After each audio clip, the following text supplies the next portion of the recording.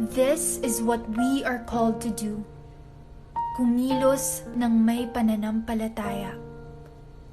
Walang oras para matakot tayo sa kung ano ang idudulot ng bukas o ng hinaharap. Dapat tayong bumangon sa ating mga comfort zone at sa ating mga ugali. Makinig kay Kristo at gawin ang kanyang sinasabi ng may pananampalataya.